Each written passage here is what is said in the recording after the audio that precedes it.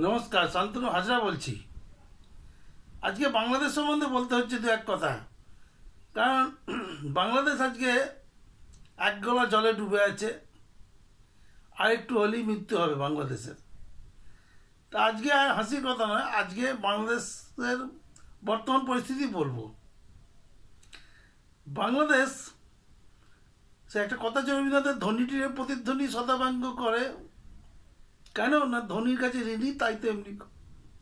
তা বাংলাদেশ আমাদের কাছে ঋণী।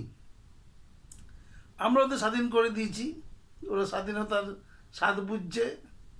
আমরা প্রচুর ওদের দেশে জিনিস রপ্তানি করেছি, ওরা খেয়ে বাঁচছে, পড়ে বাঁচছে, সমস্ত টেকনোলজি দিয়েছি।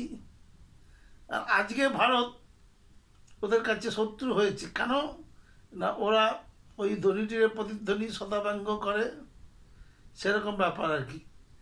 ভারতের 100 ভাগের 1 ভাগ ক্ষমতা ওদের। তা ভারত ওদেরকে কী বলবে?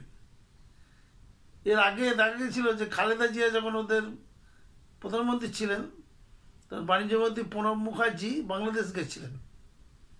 তা খালেদা জিয়া প্রণব মুখার্জির সঙ্গে দেখা করেননি, তার ফলাফল ভুগতে হয়েছিল খালেদা জিয়াকে। বাংলাদেশের নিশ্চিহ্ন হয়ে গেছিল খালেদা জিয়া, আজও সে তার নাম নিশান নেই। অত বড় একটা পার্টি, অত বড় একটা সরকার, এই তো বাংলাদেশ, ক্ষমতা নেই কেন বকিস? কদিন আগে যখন ওরা ডক্টর ইউনূসকে ক্ষমতায় বসালো, ভাবলো ওটা আমরা স্বর্গে উঠে পড়েছি, জান্নাতে চলে গেছি। ভারতকে গালাগালাজ করতে লাগলো। একটা বুড়ো মিলিটারি লেফটেন্যান্ট ছিল নাকি কোনো কালে, সে এসে বললো আমরা ভারতকে, কলকাতাকে 2 দিনের মধ্যে দখল করে নেব, আমাদের ট্রেনিং, আমাদের ছাত্র জনতার সাপোর্ট, আমাদের চেনেরা, এই বলে তারা গালাগালাজ করলো। আর এক লেফটেন্যান্ট এসে বলছে মোদিজি, আপনি শুনে রাখুন একটা কথা। সে বলো, প্রথমেই শুরু করলো, মোদিজি ও অমিতজি দুজনকেই বলছি, ইচ্ছা করলে বাংলাদেশ আপনাদের 1 রাতের মধ্যে গুঁড়িয়ে দিতে পারে। আর ওদের দেশে সবচেয়ে ভয়ঙ্করতম জীবটির নাম হচ্ছে জসিমউদ্দিন। উনি ওই জামাতের নেতা। ওনার কাজ হচ্ছে নিরীহ লোক খুন করা, ভালো কিছু করতে পারেনি। তারপর থেকে সেই জেলেতেই ছিল, এই ইউনি সরকার সে থেকে তাড়িয়ে দিল।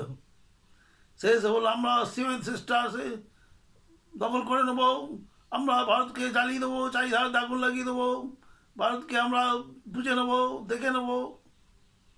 এসব বলার পরে হলো কি, ভারতের মধ্যে যারা বাংলা বোঝে, বাংলাদেশের সঙ্গে বাঙালি পশ্চিমবঙ্গের লোকেদের ভাষাগত বা সংস্কৃতিগত একটা মিল আছে, কিন্তু বাঙালি কতজন বাস করে ভারতবর্ষে?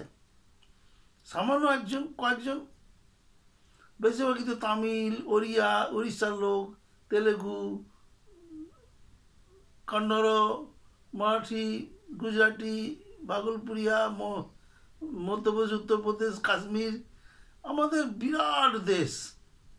সামান্য কজন বাংলা বোঝে, তাও এই বাংলাদেশে গালাগাল দিয়েছে মোদিজি, অমিতজি, 2 দিনের মধ্যে দখল করে নেবো কলকাতা, 7 সিস্টার্স, আমরা চিকেন নেক কেটে দেবো।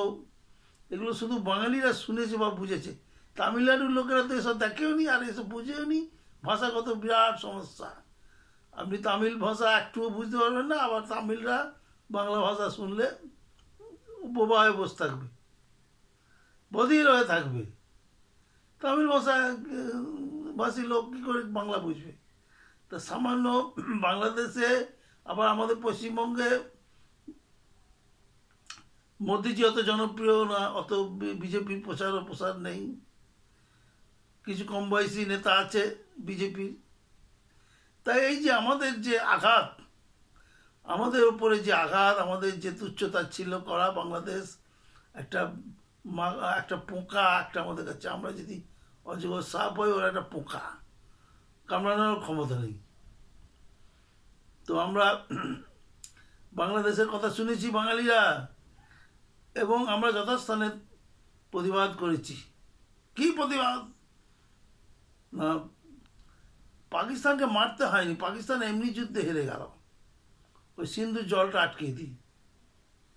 এই অবস্থা চীনও করেছিল একসময় আমাদের সঙ্গে, ব্রহ্মপুত্র জলের 60% আটকে দেয় ওরা, আমাদের কিন্তু কিচ্ছু করতে পারেনি, ও কথাটাই ওঠে না, কেন করেছে কেন দিয়েছে এই কথাটাই ওঠে না। আর আমাদের দেশে সিন্ধুর জলটা আটকিয়েছি, আর পাকিস্তান গেল গেল গেছে। আর বাংলাদেশ, এবার বাংলাদেশকে রসিয়ে রসিয়ে হবে, মজা করে করে বাংলাদেশের খেল দেখাবে।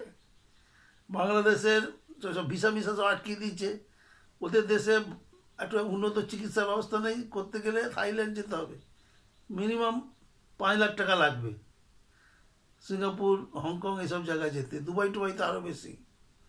সেই টাকাটাই, যেটা 5 লাখ টাকা হংকং যেতে লাগে, সেই মাত্র 50,000-এ সেটা কলকাতা বা ভারতের সমস্ত প্রতিষ্ঠানে অপারেশন এগুলো হয়ে যায়। এই তো ধরুন কোটা বিরোধী ছাত্র আন্দোলনে ওই কাঁদানে গ্যাসের সেল লেগে অন্তত 50,000 ছেলে মেয়ের চোখ নষ্ট হয়ে গেছে। কিন্তু ওই চোখের যে অপারেশন, যে যন্ত্র, সেটা একমাত্র ভারতে আছে, ওদের দেশে তো নেই।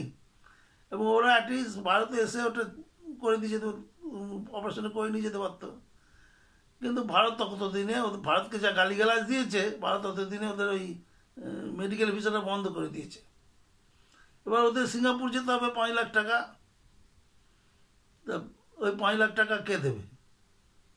ইউনিশ সরকার বলেছিল যে ভারতে যেতে গেলে যে খরচাটা হবে সেটা আমরা দিয়ে দেবো, 50,000 60,000 যে কজনের চোখ নষ্ট হয়েছে। তো দিতেও পারেনি, সামান্য 2-1 হয়তো গেছে সিঙ্গাপুর, এবং অতগুলো ছেলে অন্ধ হয়ে গেছে। তো কি বাকিটা থাকলো ওদের?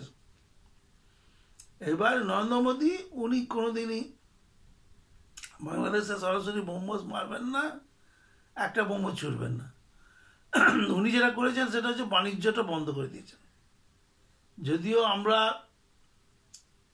বেশি জিনিস বিক্রি করে দিতে দেশে, আমরাই রপ্তানিটা বেশি করি, তাহলেও আমরা যদি ওদের দেশে রপ্তানি, ওদের আমদানিটা বন্ধ করে দিতে পারি, তাহলে ওরা একদম না খেয়ে মরবে।